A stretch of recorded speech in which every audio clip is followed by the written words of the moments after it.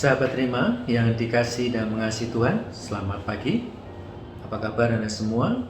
Semoga Anda semua baik-baik saja dimanapun Anda berada. Hari ini adalah hari Minggu, tanggal 23 Mei tahun 2021. Hari ini Gereja Semesta merayakan Hari Raya Pentakosta, hari yang menandai turunnya Roh Kudus atas para rasul dan juga Bunda Maria. Hari ini juga menandai hari di mana gereja dilahirkan. Gereja sebagai jemaat orang beriman. Hari Pentakosta adalah hari ke-50 setelah peristiwa kebangkitan Yesus dan kemudian ditutup dengan turunnya Roh Kudus ini. Saya mengambil tema Roh Kudus, memurnikan, memperbarui, dan menyatukan gereja. Saya ingat peristiwa unik yang saya alami 15 tahun yang lalu, tepatnya tanggal 27 Mei tahun 2006, ketika kita semua dikejutkan oleh peristiwa gempa yang melanda daerah istimewa Yogyakarta, Klaten, dan sekitarnya, yang menelan begitu banyak korban jiwa, menelan begitu banyak rusak atau hilangnya rumah ataupun harta benda banyak orang.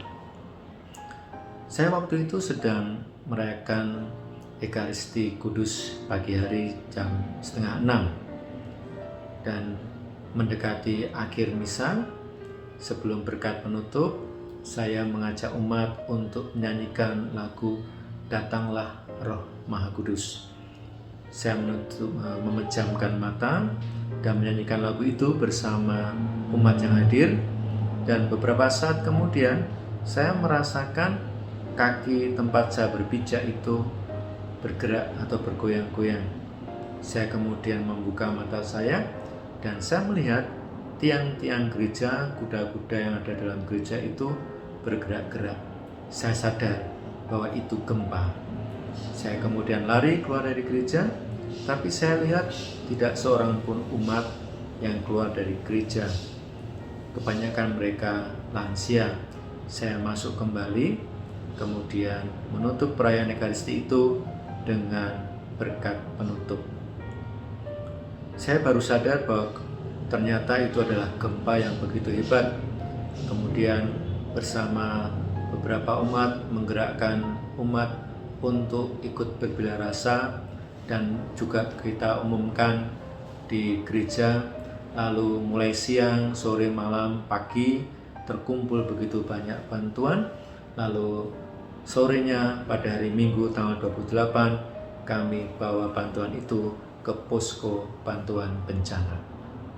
Apa yang menarik perhatian saya ialah bahwa ketergerakan hati umat bukan semata-mata bahwa mereka kasihan, tetapi ada yang lebih utama dari itu, yaitu roh yang menggerakkan mereka, roh yang membuat mereka berbelas kasih, roh yang membuat mereka rela untuk berbagi kepada saudara-saudaranya. Bukan roh yang berdiam diri atau tidak peduli atau cuek pada penderitaan orang lain.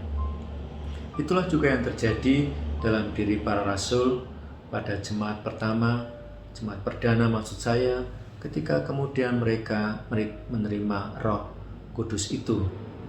Memang Roh Kudus itu sudah dijanjikan oleh Yesus Kristus sendiri sebagai Roh penghibur. Tetapi bentuknya seperti apa dan bagaimana kemudian, saya yakin para murid itu belum menyadarinya. Karena memang Roh Kudus itu belum menyentuh atau hadir hingga dalam diri mereka. Setelah Roh Kudus hadir dan ada dalam diri mereka, Roh Kudus itulah yang menggerakkan mereka, yang memberanikan mereka, yang memampukan mereka. Dan Roh itu juga yang kemudian memurnikan hidup mereka. Bukan lagi hidup menurut kedagingan, sebagaimana digambarkan dalam bacaan kedua dari surat Paulus kepada jemaat di Galatia, tetapi roh yang menuntun mereka untuk hidup seturut roh itu sendiri, yaitu hidup yang berbuah, seperti mereka yang tergerak untuk membantu saudara-saudarinya yang tertimpa bencana. Pada masa-masa kini juga bencana, kesulitan tetap ada.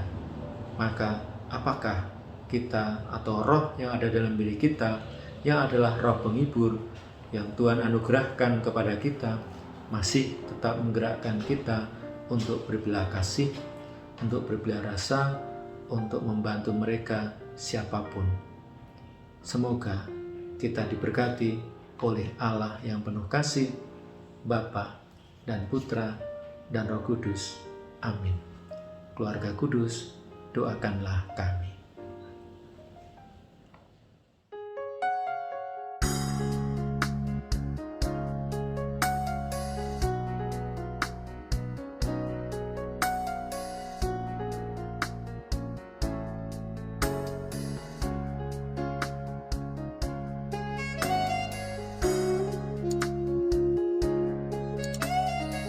Sahabat Rema, sampai jumpa dalam program berikutnya.